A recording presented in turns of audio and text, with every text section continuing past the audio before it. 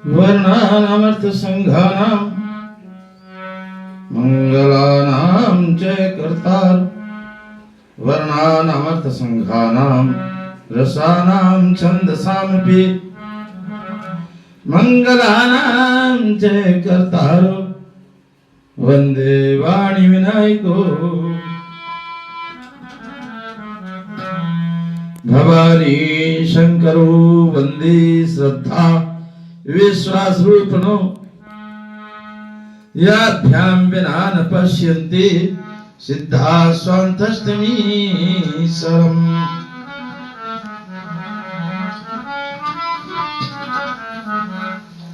वंदे बोधमयं नित्यं गुरुं शंकर रूपिणं यमाश्रितो हि वक्रोऽपि चंद्र सर्वत्र वन्दति श्री सीताराम गुणग्राम पुण्यारण्ये विहारणो वंदे विशुद्ध विज्ञानो कवीश्वर कपीश्वर। बोलो श्री गुरु महाराज की जय। उमापति महादेव की जय। पवन सुत हनुमान की जय। दुर्गे मैया की जय। परम श्रद्धेय कल्याण की भागी आत्माओं, माताओं, बहनों, प्रभु प्रेमी भक्तजनों, बहुत ही सुंदर कथा आप श्रवण कर रहे हो। सत्संग में आपको गोते लगाने का लाभ मिल रहा है। तो बिना सत्संग विवेक न होई। जब तक आप सत्संग में नहीं जाओगे तो विवेक नहीं होगा, ज्ञान नहीं होगा। अर्थात ज्ञान प्राप्ति के लिए सत्संग में जाना ही पड़ेगा। और सत्संग में जाओगे तो आपको ज्ञान प्राप्त हो जाएगा, आपको समझ आ जाएगा सच्चाई क्या है, जान जाओगे, फिर मान के नहीं चलोगे। राम कृपा बिन सुलभ न सोई। बिन सत्संग विवेक न होई। बिना सत्संग के विवेक नहीं होता, ज्ञान नहीं होता। ऐसी संतों की भी वाणी है, विद्वानों का भी मत है और शास्त्रों का भी ऐसा ही कथन है। बिन सत्संग विवेक न होए, राम कृपा बिन सुलभ न सोए। और बिना भगवान की कृपा के आदमी जा नहीं सकता। जिंदगी है जब तक फुर्सत न होगी काम से, कुछ समय ऐसा निकालो प्रीत कर लो राम से। मानव का तन ऐसा है, मानव का शरीर ऐसा ही है और मानव की सोच भी ऐसी है। क्या कि जब तक ये शरीर है कुछ न कुछ काम लगा रहता है।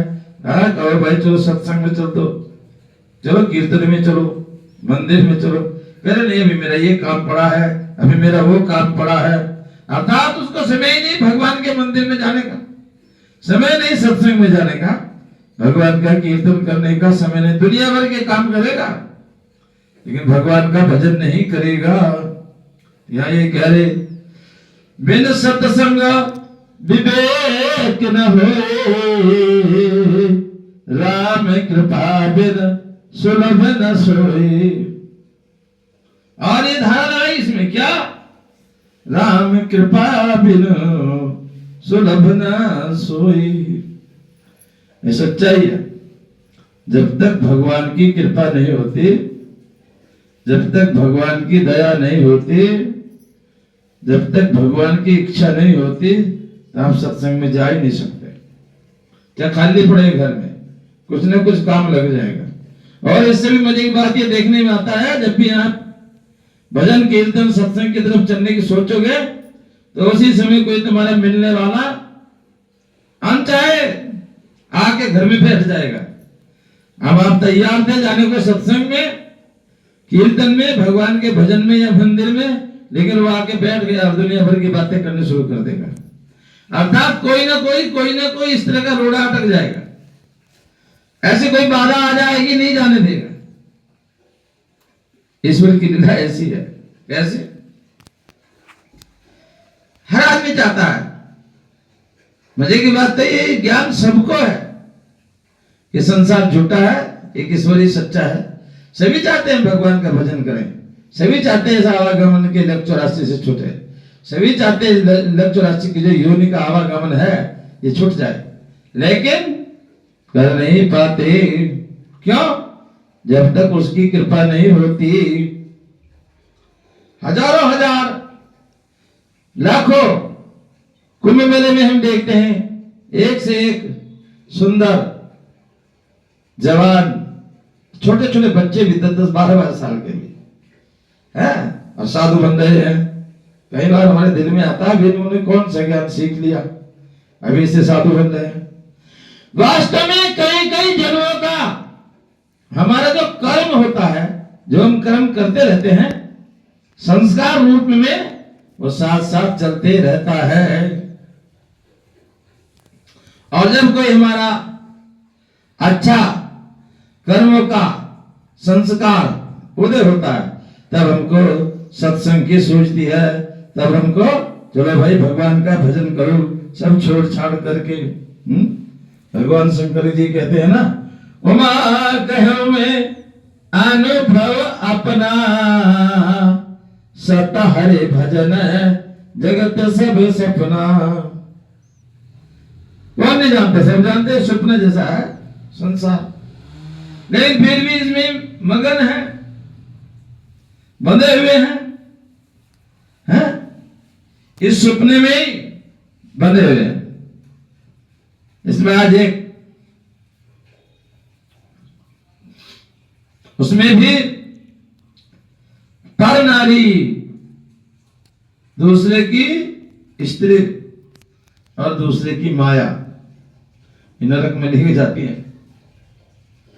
दूसरे के माल पे कभी नजर नहीं डालनी चाहिए, और यदि छल कपट करके चालाकी से माल आपने ले भी लिया, छीन भी लिया, या कोई भी छल कपट करके ले लिया, तो याद रखो एक न एक दिन वो जाएगा और जाने के समय विनाश और ऊपर से कर देगा।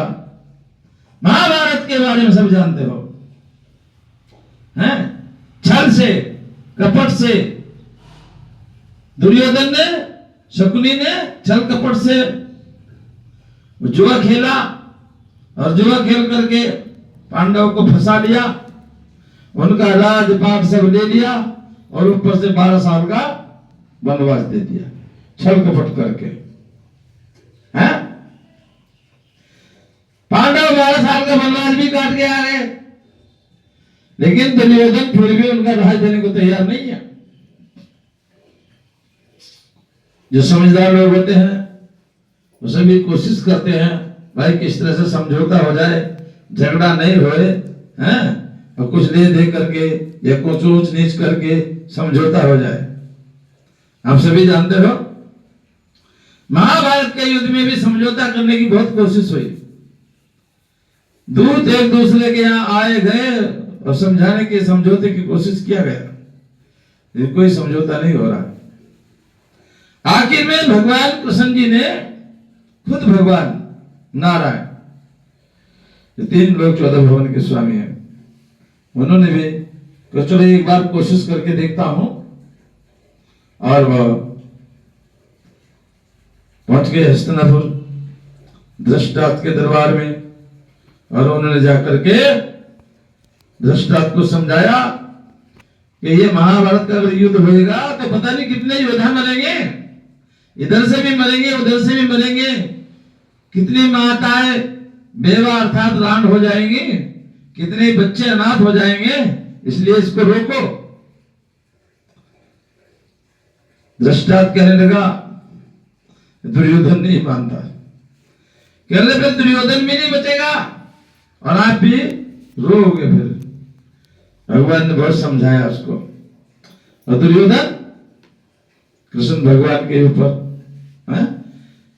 अब देखिए, जिस सभा में उच्च कोटि के विद्वान धृतराष्ट्र के साथ साथ कितने वहां पे गुरु द्रोणाचार्य, भीष्म पितामह, कृपाचार्य, धनुर्धर, कर्ण, इतने अच्छे अच्छे बड़े बड़े विद्वान हैं, लेकिन कोई बात ही नहीं समझ रहा। समझ भी रहे हैं तो कोई कुछ कर नहीं पा रहा। और दृष्टा तो अंधा तो था ही, लेकिन अकल से भी अंधा हो गया है? और दुर्योधन ने कहा मैं हर गिरी में लाज नहीं दूंगा। छल कपट से कमाई हुई चीज थोड़ी ज्यादा ही प्यारी लगती है। हालांकि जिस चीज को आप खून पसीना बहा के मेहनत से कमाओगे, उसका जो आनंद होगा, वो जो आपको सुख देगा, वो और किसी चीज से नहीं होगा। यदि किसी से छल कपट करके, जेब काट करके, ये भी जेबी काटने जैसा है, दूसरे का माल ठग लिया आपने छल कपट से, उससे कोई आनंद मिलने वाला नहीं है, बल्कि एक ना एक दिन वो विनाशी करके जाएगा। प्रमाण के लिए दुर्योधन का क्या हाल हुआ?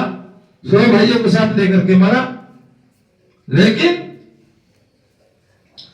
भगवान कृष्ण जी ने समझौते के लिए चलो तुम राजपाट मत दो। इंद्रप्रस्थ जो था, कायदे में वो पांडवों ने तैयार किया था, उसी उन्होंने बनाया था उसको, लेकिन इंद्रप्रस्थ तो दिया ही नहीं। आखिर में भगवान कृष्ण जी ने कहा चल 5 गांव दे दे, 5 भाइयों के लिए आप 5 गांव दे दो, एक एक गांव में रह लेंगे, अपने आराम से गुजारा कर लेंगे। हटी दुर्योधन कह रहा सुई के नोक की बराबर भी नहीं दूंगा। बोलो, और वो अच्छी तरह से जानता है कि छल कपट से सब छीना है, छल कपट से सब लिया है? फिर भी देने को तैयार नहीं है। एक गांव भी देने को तैयार नहीं है, 5 गांव भी देने को तैयार नहीं है। अब भगवान समझ गए, विनाश काले विपरीत बुद्धि। जिसका विनाश होना होता है तो उसकी पहले बुद्धि खराब होती है, अच्छी बात समझ में नहीं आती। विनाश काले विपरीत बुद्धि, और दुर्योधन की बुद्धि तो खराब हो ही रखी थी। हस्तिनापुर तो कब्जा ही रखा था, साथ में इंद्रप्रस्थ भी नहीं देने को तैयार है। और इसका कारण क्या था? स्त्री का श्राप, स्त्री की बद्दुआ। माता बहना जो होती हैं, इनकी बद्दुआ जब पड़ती है तो बहुत भूल पड़ती है? सीता जी की बद्दुआ लंका को लगी, पूरी लंका का विध्वंस हो गया, रावण का पूरा खानदान समाप्त हो गया। कभी किसी सती सावित्री को, माता बहनों को नहीं सताना चाहिए। रावण जैसा विद्वान, 4 वेद 6 शास्त्र का ज्ञाता है, बोलो सीतारण कर रहा है, और वो भी भगवा फेर करके। आज भी लोग बहुत से कहते हैं महाराज भगवा फेर के, ये ऐसा करता है वो वैसा करता है, ये साधुवाद कुछ नहीं है। तो ये साधु नहीं है महाराज, मगर फिर अरे महाराज दुनिया को लूटता है तो ठग है, ठग, ऐसे बोलते हैं ना लोग। अरे राजा रावण जैसा विद्वान, 4 वेद 6 शास्त्रों का ज्ञाता है, लंका पति का, लंका का राजा, बताइए भगवा पैर के सीता जी का हरण कर रहा हो, तो भगवा की क्या गलती उसमें? भगवा पैर के यदि कोई पाप करता है तो उसमें भगवा की गलती नहीं है, करने वाले की गलती है। अर्थात जब जब किसी स्त्री का दिल दुखाया गया है, अपमान हुआ है, माता बहनों का जब भी अपमान होता है, तो उनके अंदर से जो आहा निकलती है, समझ लीजिए वो विनाश कर देती है। यहां भी द्रौपदी को दुशासन ने नंगी करना चाहा, उसके वस्त्र हरण किए, और मजे की बात तो यह है, बड़े दुख की बात भी है साथ साथ। भीष्म पितामह जहां बैठा हो, जिस सभा में गुरु द्रोणाचार्य जिस सभा में विराजमान हो, गुरु कृपाचार्य जिस सभा में विराजमान हो, और वहां पर द्रौपदी का अपमान हो रहा, उनके वस्त्र खींचे जा रहे हैं। पांचों पांडव कुछ नहीं कर पा रहे क्योंकि वो छल कपट में उनके उसमें फंस चुके थे। चाह करके भी उनको पहले गुलाम बना दिया छल कपट से, इसलिए वो ना चाहते भी कुछ कर नहीं सके। लेकिन आप सभी जानते हो भीम ने वहीं पे कसम खाई थी, सौगंध उठाई थी, इनको एक को 100 के 100 पुत्रों को मारूंगा और दुर्योधन तेरी तो छाती ही तोड़ूंगा दूंगा है। और मजे की बात है, महाभारत में 100 के 100 पुत्र, गंधारी के दृष्टात के 100 के 100 पुत्र अकेले भीम ने मारे। बाकी और योद्धा इधर के और दूसरों ने मारे, लेकिन दुर्योधन के 100 के 100 भाइयों को अकेले भीम ने मारा। दुशासन का तो छाती फाड़ करके लहू निकाल लिया था, और उस समय वो भी अपने सुधिपति खो करके प्रण के कारण दुशासन का खून पी रहे, और ले जाकर के द्रौपदी को दिया, उन्होंने बाल धोए, उसके बाद ही बाल बांधने शुरू हुए। अर्थात कभी भी किसी औरत का, माता का, बहने का दिल नहीं दुखाना चाहिए। चाहे हो तो करो, नहीं हो तो हाथ जोड़ के नमस्कार। आज ऐसे ही एक भजन हम आपको सुनाने जा रहे हैं। पर नारी, ध्यान से सुनने वाला है। पैनी छुरी 3 ठोर से खाए, धन हरे जो बन हरे, अंत नरक ले जाए। अब प्रमाण चाहिए तो क्या हुआ दुशासन का और क्या हुआ रावण का? दोनों ने दूसरे की स्त्री के ऊपर नजर डाली ना, तो उसका फल क्या हुआ आप सभी जानते हो। ये सोनू आज